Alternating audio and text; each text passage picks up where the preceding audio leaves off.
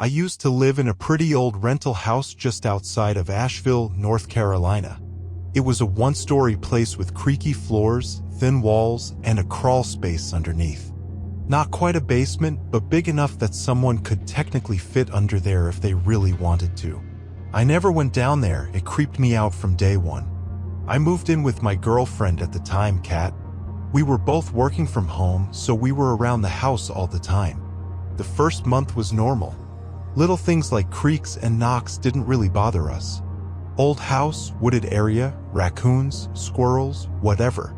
But then one night, I think it was around 2 a.m., we both heard something strange. It was this low, rhythmic scraping sound coming from under the floor, like someone dragging something heavy across the dirt. It wasn't constant. It would scrape for a few seconds, then stop. Then start again. Then stop. We froze just listening to it. It kept going like that for maybe 2 minutes, then total silence. Kat looked at me and whispered, "Was that an animal?" But she didn't believe it, and neither did I.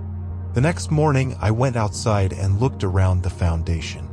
The entrance to the crawl space was behind the house, covered by this rusted old panel held on by 2 screws.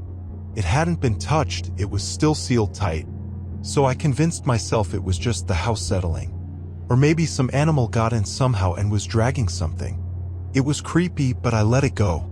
Then a week later, it happened again. This time, the scraping woke us both up. It was louder, closer. Kat actually got out of bed and crouched on the floor, pressing her ear down like she was trying to hear better. I didn't even want to move, I just lay there, staring at the ceiling. Then she sat up slowly and said, "There's someone under the house." Not something. Someone. Now, I didn't believe her right away, but she was dead serious. She said she heard breathing. Slow, heavy breathing. And something else. A voice. Not a full sentence, just mumbling. Like when someone talks to themselves. Too quiet to make out any words, but definitely human. We called the police. I figured if there was someone under the house, they could deal with it. Cops showed up about 20 minutes later, looked around the yard with flashlights, unscrewed the crawl space panel, and went in. Nothing. No signs of anyone. No footprints, no bedding, no tools, no trash. Just some cobwebs and dirt. The officers said the space was dry and undisturbed, like nobody had been in there for a long time. They were nice, but I could tell they didn't really believe us. Probably chalked it up to us being jumpy city people new to the woods.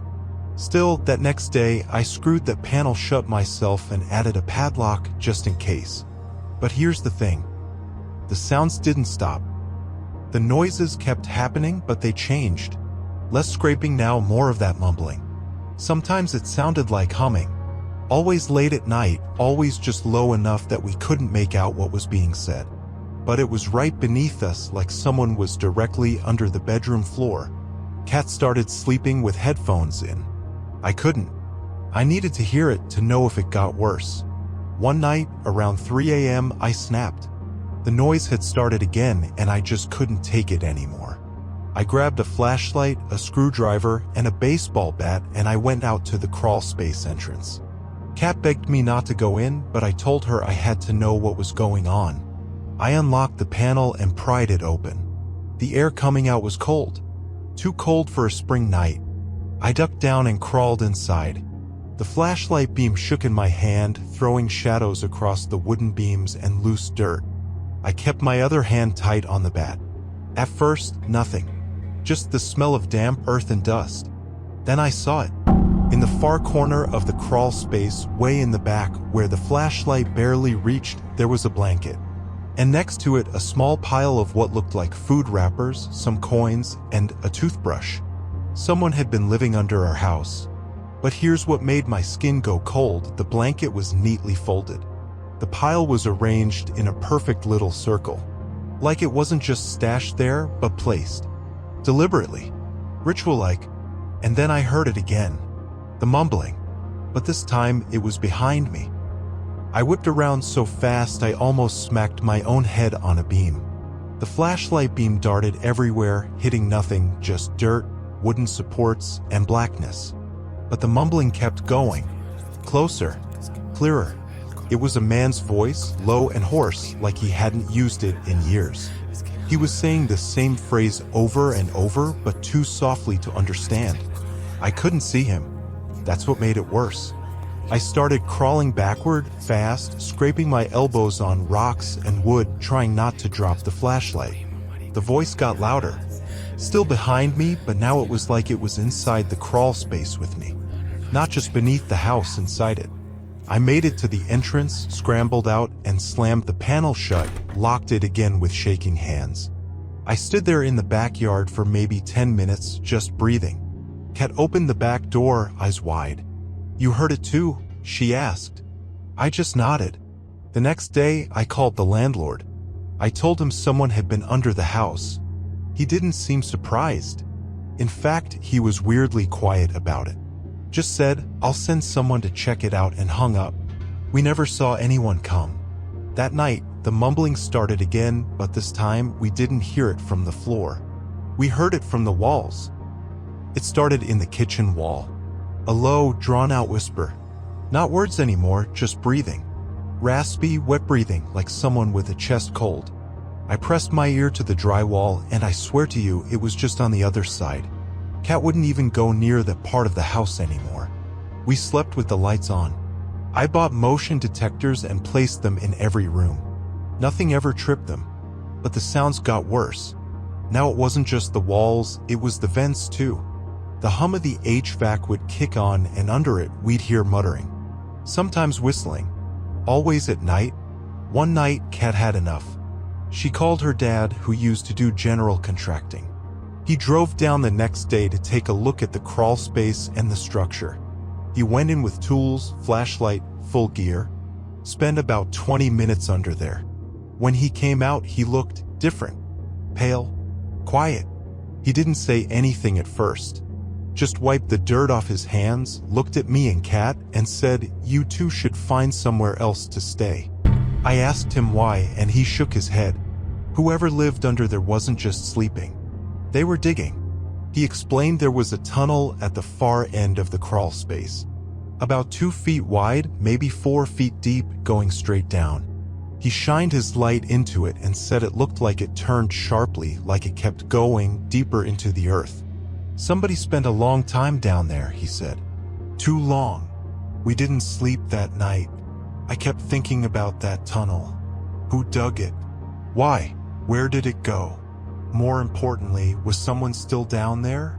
The next morning, we packed bags and stayed with friends across town. I couldn't get that tunnel out of my head, though. I started researching. The house was built in the 60s, but before that, the land had been empty forest for decades. No big events, no reported crimes tied to the property. But then I came across an old forum post, of all things, from 10 years back. Someone talking about that exact neighborhood. They described waking up to voices in the walls, whispering under the floor. It had driven them to move. The account stopped posting not long after that. I checked the address. It was 2 doors down from our place. I went back to the house during the day to grab a few more things. Kat wouldn't even come near it. While I was there, I noticed something weird. A pile of dirt by the edge of the crawl space panel. Fresh, damp, like someone had been digging again. I unlocked the panel and opened it. Just a crack. Smelled awful, like wet soil and rot. And sitting right at the edge of the crawl space, just barely inside, was something new. A folded piece of paper. I used a stick to pull it out, didn't even want to touch it. It was dirty, smudged, but the writing was clear. Just one sentence, written in shaky, uneven print. Don't move the dirt. That was it. That note broke something in me. I started imagining things. What was under the dirt? What if we'd already moved it just by noticing? What if that tunnel wasn't just a place to hide, but a door? I didn't sleep for 2 days.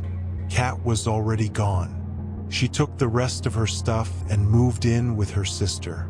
Said she'd never step foot in that house again. But I couldn't leave. Not yet. I needed to see that tunnel for myself.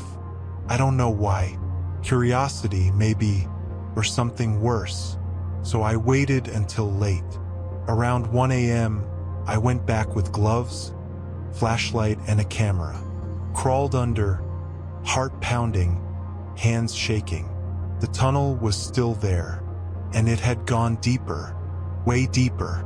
I could see the edge of the turn now, maybe 6 feet in. The air coming out of it was colder than before. It felt wrong, like a breath that had been held too long. I stuck the camera into the entrance and took a few blind shots. The flash lit up the tunnel for a second. Then I pulled the camera back and crawled out.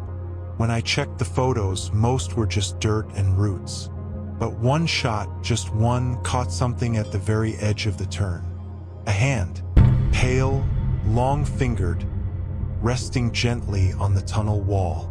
Like whoever or whatever was there didn't even care that I saw them. They were just waiting. That was the last time I ever went under the house. I moved out that week, left half my stuff behind, didn't care. The landlord never called, never asked why. It was like he already knew, like it happened before. Kat and I broke up not long after. She said I'd changed, and she was right. I kept hearing noises, even in my new place. Started checking walls, crawl spaces, floors. Couldn't stop. Still can't, really.